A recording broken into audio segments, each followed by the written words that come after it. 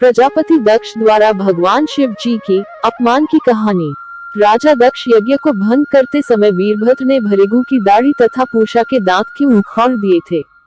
स्वयंभू मनु की 3 पुत्रियां थीं, अकुति, देवहूति और प्रसूति।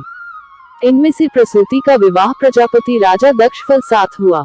राजा दक्ष को 16 पुत्रियों की प्राप्ति हुई और इनमें से एक थी माता सती, जिनका विवाह भगवान शिव के साथ हुआ था। उनको किसी संतान की प्राप्ति नहीं हुई, क्योंकि उन्होंने जवानी में ही अपने पिताजी के यहाँ यज्ञ में अपने प्राणों की आहुति दे दी थी। माँ सती ने जब प्राणों की आहुति दी तो विदुर जी ने कहा, कोई महिला ससुराल में प्राण त्याग करे तो बात समझ आती है, हो सकता है उसको प्रताड़ना दी गई होगी, लेकिन पिता के घर में आत्महत्या कर ले, ये बात हजम नहीं होती। राजा दक्ष के द्वारा महादेव जी का अपमान।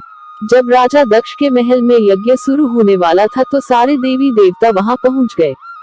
तो जैसे ही दक्ष वहां सभा में पहुंचे तो सारे देवता खड़े हो गए, पर ब्रह्मा और महेश खड़े नहीं हुए।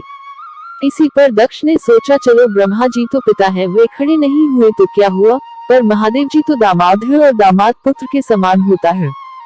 दक्ष ने सोचा, मेरे आने पर ये खड़ा नहीं हुआ, ये कितना घमंडी है।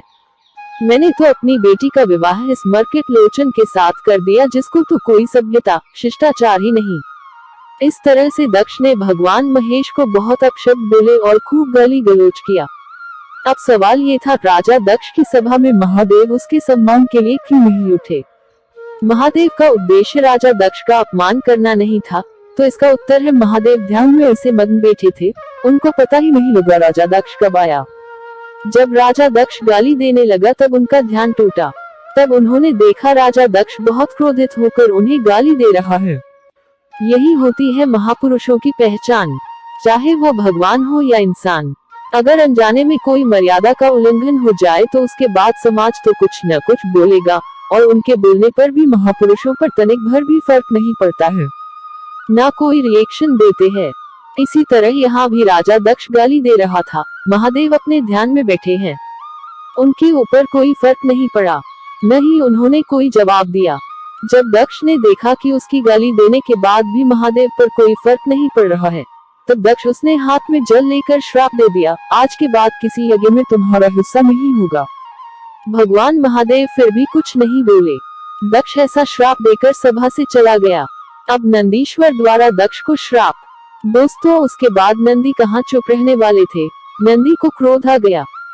उन्होंने दक्ष को श्राप दे दिया, तूने मेरे प्रभु को बिना कारण श्राप दिया, तू इतनी देर से मैं कर रहा है, मैं महादेव का ससुर हूँ, मैं सभापति हूँ, अगले जन्म में तुझे बकरे का जन्म मिलेगा, फिर जीवन भर मैं करते रहना। महाराज नंदी ने दूसरा शाप ब्राह्मणों को दे दिया, तुम लोग दक्ष जैसे दुष्ट के यहाँ यज्ञ करने आए हो, तुम्हारी विद्या केवल जीविका के लिए रह जाएगी, तुमको ज्ञान कभी नहीं होगा। भृगु ऋषि द्वारा शिव गणों को श्राप। तो अब भृगु ऋषि भी आग बबूले हो गए, वो भी ब्राह्मणों के गुरु थे। वो बोले, हमने क्या किया, हमें तो बिना कारण ही श्राप दे दिया।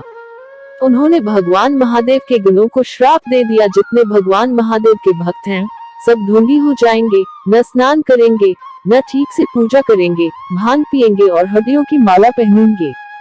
ये सब हम आज भी देखते हैं। तो दोस्तों, आज जो हमें जीतने भी महादेव भक्त गांजा पीते, शमशान की राख लपेटे, हड्डियों की माला पहने दिखते हैं, वह सब श्राप के कारण है। भगवान महादेव तो एकदम सात्विक हैं। क्या वे अपने भक्तों को इन गलत प्रवृत्तियों के लिए अनुमति देंगे? उन्होंने अनुमति नहीं दी। ये तो भृगु ऋषि जी का श्राप मिला हुआ है, वो भी दहेज में। अब भगवान महादेव ने देखा यहाँ तो बवाल होने लग गया है, अब यहाँ से चलना ठीक है। उन्होंने गणों को संभाला और कैलाश चले गए। फिर दक्ष द्वारा यज्ञ आयोजन।